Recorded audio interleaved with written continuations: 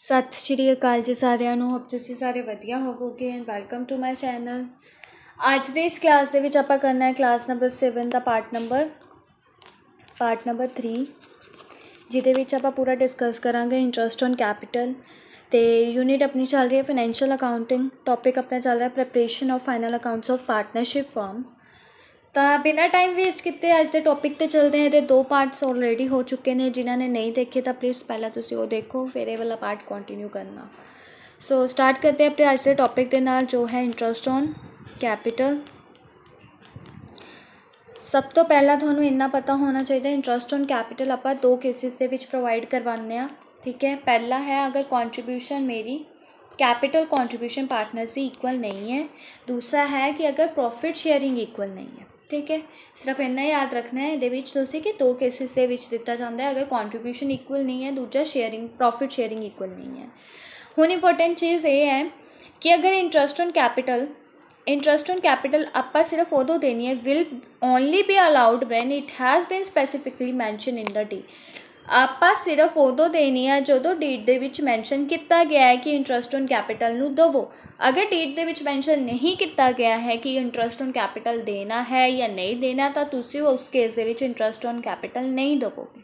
ਠੀਕ ਹੈ, ਹੁਣ ਅਗਰ ਡੀਡ ਦੇ ਵਿੱਚ ਮੈਂਸ਼ਨ ਹੈ ਸਪੈਸੀਫਿਕਲੀ ਕਿ ਤੁਸੀਂ ਇੰਟਰਸਟ ਔਨ ਕੈਪੀਟਲ ਨੂੰ ਦੇਣਾ ਹੈ, ਤਾਂ ਤੁਸੀਂ ਕਿੱਦਾਂ ਦੇਣਾ? 2 ਮੈਥਡਸ ਹੈ ਇਹਦੇ।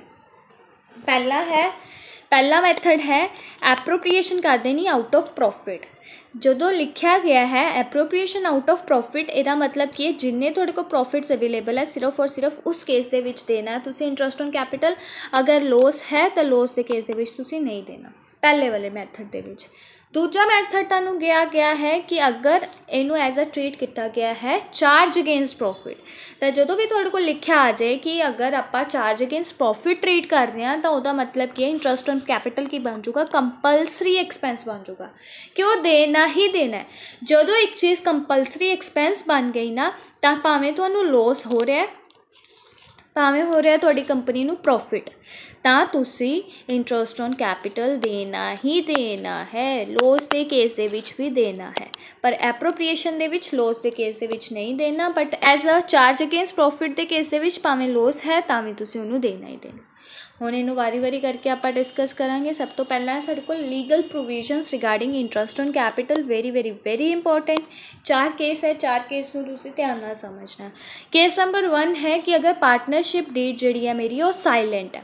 ਠੀਕ ਹੈ, ਕਿ ਜਿਹਦੇ ਬਾਰੇ ਦੱਸਿਆ ਹੀ ਨਹੀਂ ਗਿਆ ਹੈ ਕਿ ਆਪਾਂ ਇੰਟਰਸਟ ਔਨ ਕੈਪੀਟਲ ਦੇਣਾ ਜਾਂ ਨਹੀਂ ਦੇਣਾ, ਤਾਂ ਉਸ ਕੇਸ ਦੇ ਵਿੱਚ ਸਿੰਪਲ ਤੁਸੀਂ ਇੰਨਾ ਯਾਦ ਰੱਖੋ ਕਿ ਇੰਟਰਸਟ ਔਨ ਕੈਪੀਟਲ ਨਹੀਂ ਮਿਲੇਗਾ ਅਗਰ ਪਾਰਟਨਰਸ਼ਿਪ ਡੀਡ ਸਾਇਲੈਂਟ ਜਾਂ ਐਬਸੈਂਟ ਹੈ।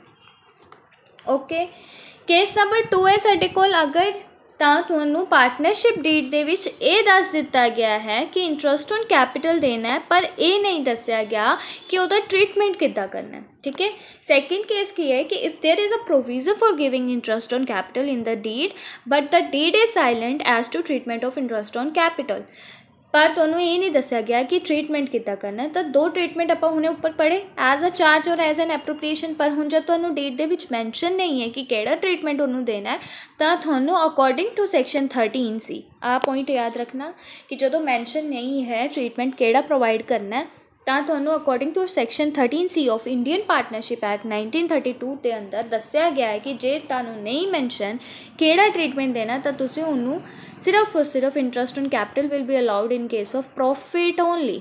ਠੀਕ ਹੈ, ਤਾਂ ਪ੍ਰੋਫਿਟ ਓਨਲੀ ਕਿਹੜੇ ਕੇਸ ਦਾ ਹੈ? ਐਪਰੋਪਰੀਏਸ਼ਨ ਦਾ, ਤਾਂ ਤੁਸੀਂ ਉਹਨੂੰ ਕੀ ਮੰਨ ਲਓਗੇ? As an appropriation. ਠੀਕ ਹੈ, ਇਹ ਚੀਜ਼ ਯਾਦ ਰੱਖਣਾ। ਕੇਸ ਨੰਬਰ 2 ਨੂੰ ਐਜ਼ ਐਨ ਐਪਰੋਪਰੀਏਸ਼ਨ ਮੰਨ ਲਓਗੇ। ਹੁਣ ਐਪਰੋਪਰੀਏਸ਼ਨ ਦੇ ਅੰਦਰ ਵੀ ਤੁਹਾਡੇ ਕੋਲ 3 ਕੇਸਿਸ ਆਉਂਦੇ ਜੇ ਤੁਸੀਂ ਉਹਨੂੰ ਐਜ਼ ਐਨ ਐਪਰੋਪਰੀਏਸ਼ਨ ਮੰਨੋਗੇ। ਤਾਂ ਹੁਣ ਐਜ਼ ਐਨ ਐਪਰੋਪਰੀਏਸ਼ਨ ਅਗਰ ਮੰਨ ਕੇ ਚੱਲ ਰਹੇ ਹਾਂ, ਤਾਂ ਪਹਿਲਾ ਕੇਸ ਹੈ ਕਿ ਜਿਹੜਾ ਮੇਰਾ ਪ੍ਰੋਫਿਟ ਹੈ ਬਿਫੋਰ ਇੰਟਰਸਟ ਔਨ ਕੈਪੀਟਲ ਨੂੰ ਕੈਲਕੂਲੇਟ ਕਰਨ ਤੋਂ ਪਹਿਲਾਂ ਵਾਲਾ।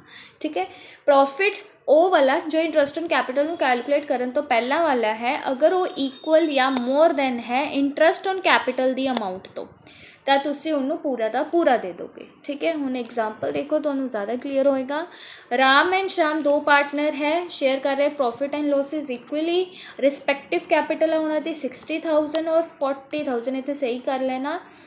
ਰਿਸਪੈਕਟਿਵ ਕੈਪੀਟਲ ਦਾ ਮਤਲਬ ਕੀ ਹੈ? ਪਹਿਲਾ ਜਿਹਦਾ ਨਾਮ ਲਿਖਿਆ ਪਹਿਲੀ ਅਮਾਊਂਟ ਉਹਦੀ ਹੋਏਗੀ, ਦੂਜਾ ਨਾਮ ਲਿਖਿਆ ਦੂਜੀ ਅਮਾਊਂਟ ਉਹਦੀ ਹੋਏਗੀ। ਠੀਕ ਹੈ, ਅਤੇ ਐਜ਼ ਔਨ 1 ਅਪ੍ਰੈਲ 2024 ਨੂੰ ਦਿੱਤੀ ਗਈ ਹੈ। The profit for the financial year ending, profit ਜਿਹੜਾ at the end of the year है वो मेरे को हैगा 15,000। तो एक चीज़ इतने और मिसिंग है, एक नोट कर लेना, interest on capital, interest on capital हैगी है 6%।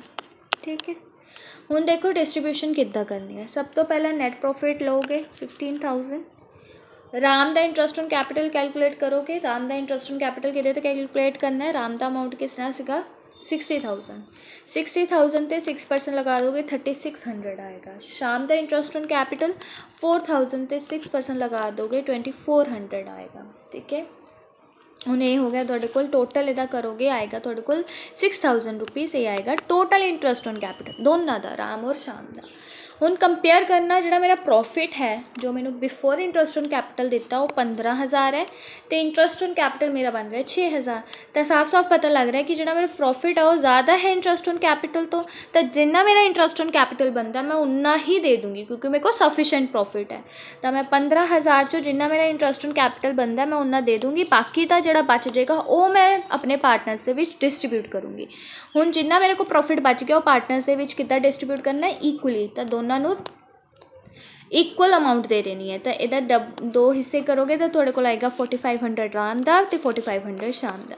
होप तुहानू ये एग्जाम्पल क्लीयर है कि अगर तुहानू नहीं मैंशन केस दे विच कि तुसी ट्रीटमेंट किद्दां करना है तो तुसी उन्होंने एज एन एप्रोप्रिएशन मनोगे। और एप्रोप्रिएशन के अंदर भी 3 केसेस है। पहला केस आपां पढ़िया कि अगर प्रॉफिट मेरा ज़्यादा है इंटरस्ट ऑन कैपिटल तो तुसी पूरा का पूरा अमाउंट दे दोगे। हुण दूजा केस है कि अगर मेरे को लॉस है, हुण मैं तुहानू दस्सिया कि अगर एप्रोप्रिएशन मन्निया गया है तो सिर्फ और सिर्फ उन्होंने तुसी प्रॉफिट के केस दे विच देना, प्रॉफिट होएगा तो ही देना, अगर लॉस है तो नहीं देना। तो हुण इत्थे अगर लॉस है तो इनू आपां नहीं देवांगे, इंटरस्ट ऑन कैपिटल दित्ती ही नहीं जाएगी।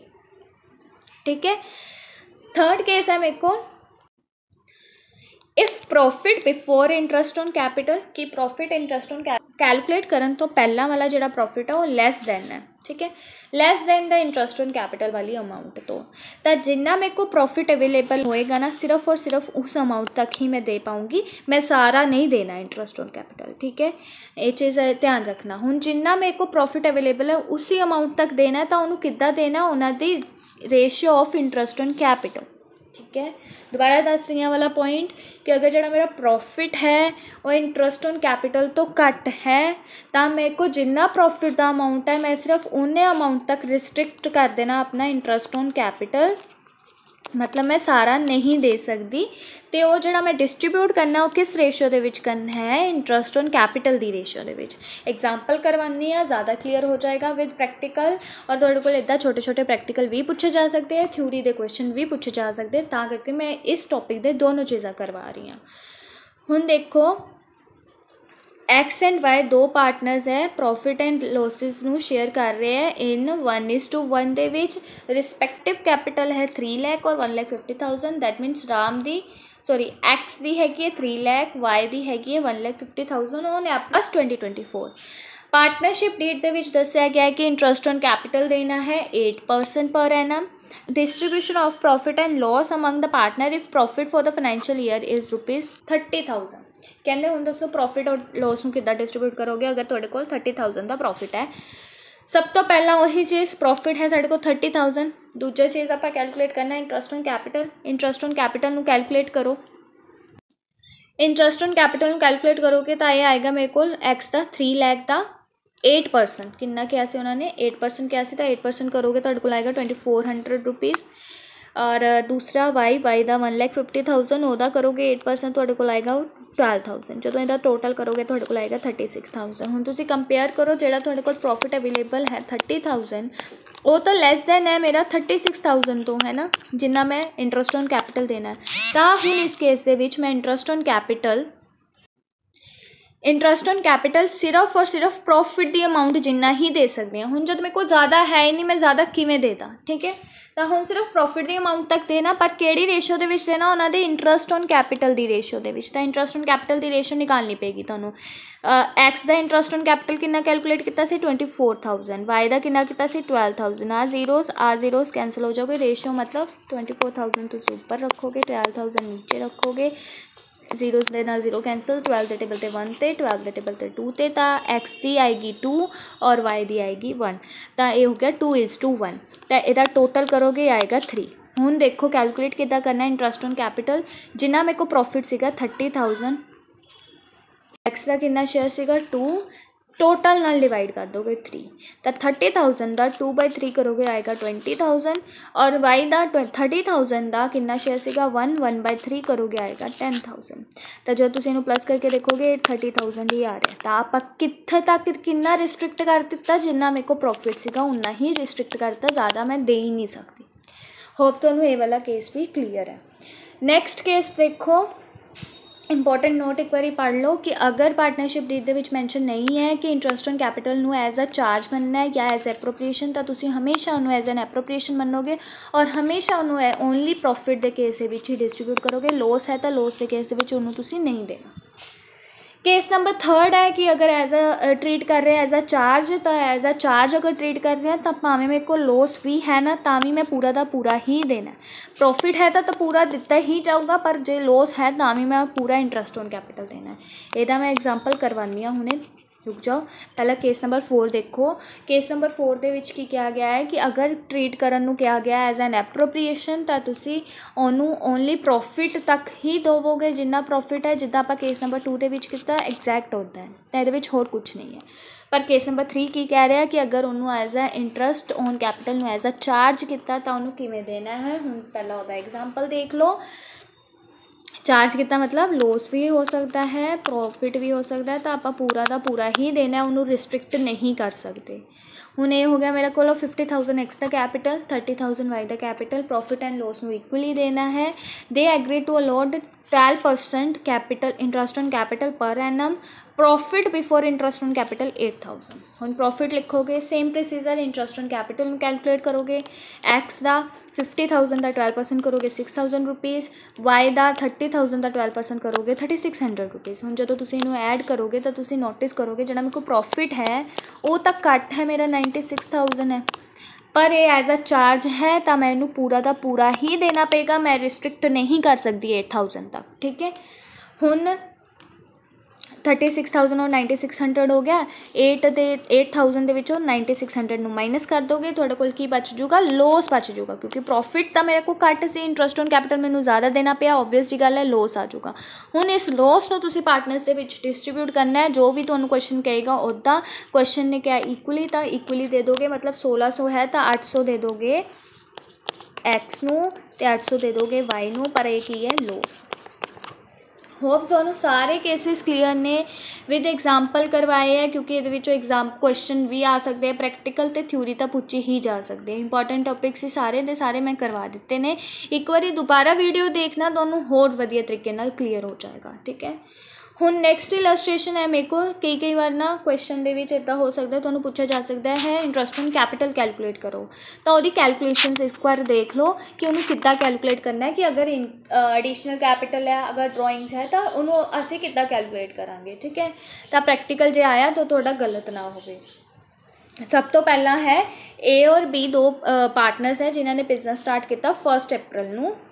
ठीक है, 2024 नू उन्होंने रिस्पैक्टिव कैपिटल है 5 लाख और 3 लाख, मतलब ए दी कैपिटल है 5 लाख, बी दी कैपिटल है 3 लाख। ऑन 1 मई 2024 नू ए ने एडिशनल कैपिटल लैके आया, मतलब इस तो इलावा जो 1 अप्रैल नू लैके आया सी उस तो इलावा वो 1 लाख रुपये होर लैके आया। और बी ने विड्रॉ किए, विड्रॉ मतलब पैसे निकाले अपनी कैपिटल चो 1 मई नू ही 50,000 rupees from the capital. On 1 अक्टूबर 2024 नू ए ने विड्रॉ किया 2 लाख, ए ने अपनी कैपिटल चो 2 लाख रुपये विड्रॉ किए, और बी ने उस टाइम पे इंट्रोड्यूस किया, मतलब होर लैके आया 2,50,000। इंटरस्ट ऑन कैपिटल देना आप 6%, आप हुण कैलकुलेशन करनी है इंटरस्ट ऑन कैपिटल की। हुण देखो सब तो पहले इंटरस्ट ऑन कैपिटल कैलकुलेट करोगे ओपनिंग कैपिटल तो, ओपनिंग कैपिटल कितनी सी साढ़े कोल 5 लाख और 3 लाख, 5 लाख से लगा दोगे 6%, 3 लाख से लगा दोगे 6%, या 12/12 का मतलब कि ये पूरा साल रही मेरे को 12 महीने रही तो 12 महीने का लगा दोगे टोटल वाला। ठीक है, तो ये आएगा 30,000, ये आएगा 80,000। हुण एडिशनल कैपिटल लगाओगे, एडिशनल कैपिटल ए लैके आया सी 1 मई नू, तो उस तो पहला वाला तो कैलकुलेट नहीं होएगा, 1 मई नू लैके आए सी, 1 मई तो ईयर एंड हो रहा 31 मार्च। हुण उत्थों कैलकुलेट करो ये हो गया मई, जून, जुलाई, अगस्त, सितंबर, अक्टूबर, नवंबर, दिसंबर, जैन, फैब, मार्च। ईयर एंड हो रहा है मार्च ਨੂੰ। ਹੁਣ ਮੰਥਸ ਕੈਲਕੂਲੇਟ ਕਰ ਲਓ ਕਿ ਜਿਹੜਾ ए है वो 1 ਲੱਖ रुपए लैके आया ਉਹਨੇ कदों तक रखा, क्योंकि मई तो पहला तो लैके नहीं आया, मई ਦੇ ਵਿੱਚ लैके आया तो उदों ही कैलकुलेट करोगे। मई ਦਾ 1 2 3 4 5 6 7 8 9 10 11 ਮੰਥਸ। ਤਾਂ ਹੁਣ ਤੁਸੀਂ ਕੀ ਕਰਨਾ ਹੈ, ਉਹਦੇ 6% लगाओगे, जिन्ना परसेंटेज दिता होएगा वो अमाउंट से 6% लगाओगे तो 11/12 करोगे, क्योंकि 12 महीने नहीं रखा उन्हें, 11 महीने रखा। तो यदा आएगा थोड़े को 5500। इदा ही बी जी एडिशनल कैपिटल लैके आया सी, कदों लैके आया 1 अक्टूबर 2024 में लैके आया 2,50,000। हूँ अक्टूबर, नवंबर, दिसंबर, जैन, फैब, मार्च। हूँ कैलकुलेट करो 1 2 3 4 5 6 6 मंथ्स बने, 6/12 कर दोगे तो यदि कैलकुलेशन करोगे थोड़े को आएगा 7500। ठीक है, इधर आ गया 7500, इधर आ गया 5500। हूँ ड्राइंग्स के उत्ते कैलकुलेट करोगे, ड्राइंग्स के उत्ते जो कैलकुलेट करोगे इंटरस्ट वो माइनस करना पेगा, क्योंकि पार्टनर्स को पे करना पैंदा। हूँ ड्राइंग्स देखो, सब तो पहला ए दी देखो, ए ने 2 लाख रुपीज़ विड्रॉ किते, 2 लाख विड्रॉ किते कदों किते 1 अक्टूबर को किते। तो उस तो पहले वाले तक तो आप सारा टोटल कैलकुलेट कर चुके हैं, है ना, एडिशनल कैपिटल ते भी ते उहदे ते भी। हुण 2 लाख अक्टूबर तो लैके उत्थे तक कैलकुलेट करो, मार्च ईयर तक, अक्टूबर, नवंबर, दिसंबर, जैन, फैब, मार्च। ये बनया 1 2 3 4 5 6 मंथ्स बने। 6/12 करके 6000 माइनस करोगे, क्योंकि उन्होंने पे करना पेगा। उन्हें उन्हें 50,000 फस्ट मई ਨੂੰ निकालिया सी, तो मई तो मार्च तक दा मई, जून, जुलाई, अगस्त, सितंबर, अक्टूबर, नवंबर, दिसंबर, जैन, फैब, मार्च। तो 1 2 3 4 5 6 7 8 9 10 11 हूँ 11 मंथ्स की ये बनी, तो 11 नाल करके उन्होंने 50,000 6% 11/12 करके इन्ना आया। इनू भी तुसी माइनस करो। ठीक है, हुण तो उसे इहदा टोटल करोगे, ये आएगा 30,000 प्लस 5500 माइनस 6,000 29,500। इहदा करोगे तो 22,750। हुण इदा थोड़े को छोटी छोटी कैलकुलेशन पूछी जा सकती है, तो इस करके मैं वाला क्वेश्चन एक बार करवा दिता है, देख लेना कि किद्दां कैलकुलेशन करनी है, ड्राइंग्स के उत्ते किद्दां करनी है, एडिशनल कैपिटल ते किद्दां करनी है। एडिशनल कैपिटल जदों लैके आया उत्तों दी ईयर एंड तक काउंट करोगे, विड्रॉइंग कैपिटल जिस तरीक नूं विड्रॉ किया उस तो ईयर एंड तक कैलकुलेट करोगे। होप तुहानूं ये चीज़ क्लीयर। हुण इंपोर्टेंट चीज़ लास्ट इस टॉपिक की इस क्लास की बनती है, वेरी वेरी वेरी इंपॉर्टेंट, कि तुहानूं हो सकता है क्वेश्चन ये बन के आए। ठीक है, पूरी उम्मीद है मैंने इस टॉपिक के क्वेश्चन आवे, क्योंकि बहुत छोटा जिहा टॉपिक है और कैलकुलेशनस पता होनी चाहिए। बस तुहानूं ना ज़्यादातर की होंदा ओपनिंग कैपिटल दित्ती होंदी है, उस तुसीं ट्रीटमेंट करते हो तो क्लोजिंग कैपिटल निकालते हो, बट ये की होएगा इस टॉपिक के तुहानूं क्लोजिंग कैपिटल दित्ती होएगी पार्टनर्स की, तुहानूं ओपनिंग कैपिटल ते जाना है, तो तुसीं की करना है, क्लोजिंग कैपिटल दित्ती है उहदे विच प्लस कर दोगे ड्राइंग तो interest on drawings. J drawings देती है तो प्लस कर दोगे, जो इंटरस्ट ऑन ड्राइंग देती है तो भी प्लस कर दोगे, जो दोनों चीज़ा देती हैं दोनों प्लस कर दोगे। ठीक है, उस तो बाद अगर लॉस होया ड्यूरिंग द ईयर उन्होंने भी प्लस करना है, बट अगर इन केस प्रॉफिट होया तो उस प्रॉफिट नूं तुसीं माइनस करना है। अगर कोई एडिशनल कैपिटल लैके आया कोई भी पार्टनर तो भी उन्होंने माइनस करना है। माइनस वाली चीज़ की है एडिशनल कैपिटल तो प्रॉफिट, एड वाली चीज़ की है ड्राइंग्स और इंटरस्ट ऑन ड्राइंग और लॉस ड्यूरिंग द ईयर। तो थोड़े को जी प्लस माइनस करके अमाउंट आएगी ना वो आएगी ओपनिंग कैपिटल। हुण ये बेसिस से एक बार इलस्ट्रेशन देख लो ताकि तुहानूं कैलकुलेशन पता हो, जो क्वेश्चन आ जाए तो उसे कर सको। सब तो पहला बैलेंस शीट दी हुई है दो पार्टनर्स की, बलजीत की, तो रेशियो दी हुई है 3:2। बैलेंस शीट जी कैपिटल होंगी हमेशा कि कैपिटल होंगी क्लोजिंग कैपिटल, तो ये क्लोजिंग कैपिटल दी है। प्रॉफिट दिता हुआ ईयर एंडेड 30,000 जो डिवाइड करना है पार्टनर्स के विच। इंटरस्ट ऑन कैपिटल देना है 12%। सैलरी है बलजीत की 1000 पर मंथ, तो बलजीत ने विड्रॉ किया 10,000, दिलजीत ने विड्रॉ किया है 20,000। मतलब ये उन्होंने ड्राइंग्स, विड्रॉज का मतलब की है ड्राइंग्स। 10,000 बलजीत ने किया, दिलजीत ने 20,000। हुण जिद्दां मैं कैलकुलेशन दसी सी उद्दां ही करनी है। क्लोजिंग कैपिटल लिखोगे सब तो पहला बलजीत की कितनी है 60,000 20,000। दूजी चीज़ की सीगी इहदे विच ड्राइंग्स ਨੂੰ ਐਡ ਕਰਨਾ ਹੈ ਤੇ ਇੰਟਰਸਟ ਔਨ ਡਰਾਇੰਗਸ। ਹੁਣ ਇੰਟਰਸਟ ਔਨ ਡਰਾਇੰਗਸ ਤਾਂ ਨਹੀਂ ਦਿੱਤਾ ਬਟ ਡਰਾਇੰਗਸ ਦਿੱਤੀ ਹੈ, ਬਲਜੀਤ ਦੀ ਹੈ 10,000, ਠੀਕ ਹੈ, ਅਤੇ ਉਹਦੀ ਦਲਜੀਤ ਦੀ ਹੈਗੀ ਹੈ 20,000, ਉਹਨੂੰ ਐਡ ਕਰ ਦੋਗੇ। ਉਸ ਤੋਂ ਬਾਅਦ ਉਹਨਾਂ ਨੇ ਕਿਹਾ ਕੋਈ ਲੋਸ ਹੈ ਤਾਂ ਉਹ ਐਡ ਕਰਨਾ। ਹੁਣ ਇਸ ਕੁਐਸਚਨ ਦੇ ਵਿੱਚ ਲੋਸ ਨਹੀਂ ਦਿੱਤਾ ਹੋਇਆ ਤਾਂ ਉਹਨੂੰ ਇਗਨੋਰ ਕਰ ਦੋਗੇ। ਉਹਨਾਂ ਨੇ ਕਿਹਾ ਐਡੀਸ਼ਨਲ ਕੈਪੀਟਲ ਕੋਈ ਹੈ ਤਾਂ ਉਹ ਵੀ ਲੈਸ ਕਰਨੀ ਹੈ, ਤਾਂ ਇਸ ਕੇਸ ਦੇ ਵਿੱਚ ਕੋਈ ਐਡੀਸ਼ਨਲ ਕੈਪੀਟਲ ਨਹੀਂ ਦਿੱਤੀ ਹੋਈ, ਉਹਨੂੰ ਵੀ ਲੈਸ ਕਰ ਦੋਗੇ। ਹੁਣ ਦੇਖੋ ਇੱਥੇ ਸੈਲਰੀ ਦਿੱਤੀ ਹੋਈ ਹੈ, ਬੱਚੇ ਕਨਫਿਊਜ਼ ਹੋ ਸਕਦੇ ਆ। ਸੈਲਰੀ ਦਿੱਤੀ ਹੋਈ ਹੈ ਪਰ ਤੁਸੀਂ ਉਹਦਾ ਕੋਈ ਲੈਣਾ ਦੇਣਾ ਨਹੀਂ ਹੈ, ਕੈਲਕੂਲੇਸ਼ਨ ਦੇ ਅਕੋਰਡਿੰਗ ਜੋ ਚੀਜ਼ ਲੈਣੀ ਸਿਰਫ ਉਹ ਲੈਣੀ ਹੈ, ਤਾਂ ਤੁਸੀਂ ਸੈਲਰੀ ਨੂੰ ਇਗਨੋਰ ਕਰੋਗੇ। ਇੱਦਾਂ ਕੁਐਸਚਨ ਦੇ ਕੇ ਫਸਾਇਆ ਜਾ ਸਕਦਾ ਹੈ ਪੇਪਰ ਦੇ ਵਿੱਚ, ਤਾਂ ਮੈਂ ਤੁਹਾਨੂੰ ਕਹਿ ਰਹੀ ਧਿਆਨ ਨਾਲ ਸਮਝਣਾ। ਹੁਣ ਸੈਲਰੀ ਨੂੰ ਇਗਨੋਰ ਕਰ ਦੋਗੇ। ਉਸ ਤੋਂ ਬਾਅਦ ਪ੍ਰੋਫਿਟ ਸੀਗਾ, ਪ੍ਰੋਫਿਟ ਨੂੰ ਆਪਾਂ ਕੀ ਕਰਨਾ ਹੁੰਦਾ ਹੈ, ਲੈਸ ਕਰਨਾ ਹੁੰਦਾ ਹੈ। ਪ੍ਰੋਫਿਟ ਨੂੰ ਕਿਸ ਰੇਸ਼ੋ ਦੇ ਵਿੱਚ ਦੇਣਾ ਹੈ, 3:2 ਦੀ ਰੇਸ਼ੋ ਦੇ ਵਿੱਚ ਦੇਣਾ ਹੈ।